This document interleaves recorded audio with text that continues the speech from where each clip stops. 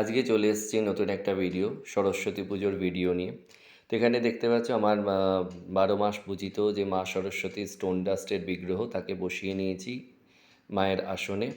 সেখানে মায়ের কাছে বই, দোয়াত, কলম, তার সাথে পেন, এই সমস্ত রেখে মাকে রজনীগন্ধার মালা দিয়ে সাজিয়ে নিয়েছি। মায়ের এই দিকে, মায়ের ডান দিকে রেখেছি নারায়ণকে। নারায়ণকে একটা মালা দিয়ে সাজিয়ে নিয়েছি, রেখেছি গণেশকে। আর এখানে সকালবেলা পুজোর জন্য, যেহেতু আজকে শুক্রবার, তাই টক ছাড়া ফল এবং তার সাথে ছোলা গুড় এইসব দিয়ে এখন মায়ের নৈবেদ্য সাজিয়ে নিয়েছি। আজ এমনি শুক্রবার বলে আমাদের দুপুরবেলা মা সন্তোষীর ভোগ হয়। তো সেখানে মা সরস্বতীকেও আজকে সেই সন্ধেবেলা খিচুড়ি ভোগ দেওয়া হবে এবং রাত্রিবেলা সন্ধেকালে লুচি ভোগ দেওয়া হবে। তবে সেই গোটা ব্যাপারটা আমার স্ত্রী, তিনিই করে দেবেন।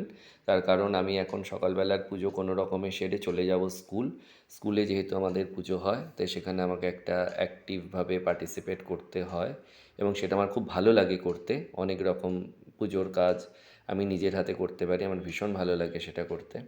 তো আজকে যেহেতু বসন্ত পঞ্চমীর সাথে হচ্ছে শ্রী পঞ্চমীও, তাই সেদিনকে, আজকে দিনে মা লক্ষ্মীরও পুজো করা হয়, তাই মা লক্ষ্মীকে একটা মালা দিয়ে সাজিয়ে নিয়েছি। আর এখানে মা সরস্বতীর জন্য বেলপাতা, সাদা চন্দন মা সরস্বতীর প্রিয়, তো সাদা চন্দন, তারপরে বিভিন্ন রকমের ফুল, বেলপাতা সব কিছু গুছিয়ে নিয়েছি নিজের পুজো করার জন্যে।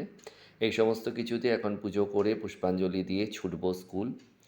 এখানে মায়ের আমার পুজো করা হয়ে গেছে। মায়ের উদ্দেশ্যে ঘিয়ের প্রদীপ নিবেদন করেছি। মাকে ফুল বেলপাতা দিয়ে যথা সম্ভব আমার সামর্থ্য অনুযায়ী সুন্দর করে পুজো করে নেওয়ার চেষ্টা করেছি। মায়ের চরণে দিয়েছি পুষ্পাঞ্জলি। এরপর স্কুল থেকে ফিরে এসে সন্ধেবেলাতে শীতল ষষ্ঠীর জন্যে শিলকে ষষ্ঠীরূপে পুজো করা, যে আমাদের বিধান আছে সেই অনুযায়ী শিলকে সুন্দর করে পেতে নেব। এই দেখো সন্ধেবেলা আজকে সরস্বতী পুজোর দিন। তো এখানে শিলকে একটা লাল শালুর ওপরে বসিয়ে সেখানে তার কোলে জোড়া কড়াইশুঁটি, জোড়া শিম, জোড়া কলা সব কিছু এবং দক্ষিণা দিয়ে একটা লাল চেলি দিয়ে শিলকে এখানে ষষ্ঠীরূপে সাজিয়ে নিয়েছি। এখানে তেল এবং হলুদ সেটাও রেখেছি মায়ের কাছে। আগামীকাল আমি ভালো করে পুজো টুজো করে তারপর আবার স্কুলে যাব, কারণ স্কুলেও আমি এই একই রকমভাবে শিলকে ষষ্ঠীরূপে পেতে দিয়ে এসেছি। সেখানে ঠাকুরমশাই এসে পুজো করে দিয়ে যাবেন। আর এখানে আমার বাড়ির পুজো আমি নিজেই করে নেব। তো এখানে যেহেতু সন্ধেবেলা, তাই এখানে মায়ের কাছে যেহেতু ষষ্ঠী পেতেছি, তো একটু ধূপবাতি জ্বালিয়ে নিয়েছি। আর এখানে হচ্ছে মা ষষ্ঠীর যে ছবি আমার আছে, এটা আমার কলিগ আমাকে করে দিয়েছিলেন। তো সেই ষষ্ঠীর ছবিতেই আমার 12 মাস মা ষষ্ঠীর পুজো হয়। শীতল ষষ্ঠীর দিন তো শিলকে ষষ্ঠীরূপে পুজো করা হয়, সেটাই বিধান আমাদের এ দেশীয়দের। আমার স্ত্রী গোটা সেদ্ধও রান্না করেছেন এবং শুক্রবার বলে সব কিছু স্মুথভাবেই হচ্ছে।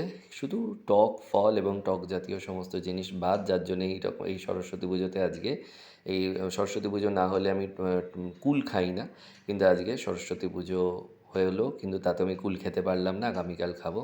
তো আজকে ষষ্ঠীর দিন সকালবেলা, তো এখানে শিলকে যেহেতু ষষ্ঠীরূপে পুজো করা হবে, তাই এখানে মাকে জবার মালা দিয়ে সুন্দর করে সাজিয়ে নিয়েছি। মায়ের ছবিতেও জবার মালা দিয়েছি, এখানেও শিলকেও জবার মালা দিয়ে সাজিয়ে নিয়েছি। তেল হলুদের ফোঁটা, সিঁদুরের ফোঁটা সব কিছু দিয়ে সাজিয়ে নিয়েছি।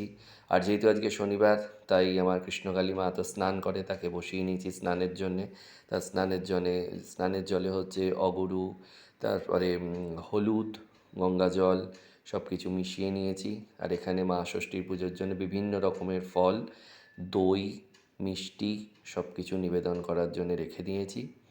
এই সব কিছু দিয়ে এখন সমস্ত দেবদেবীদের পুজো করা হবে এবং মা ষষ্ঠীকে এই সমস্ত কিছু নিবেদন করা হবে।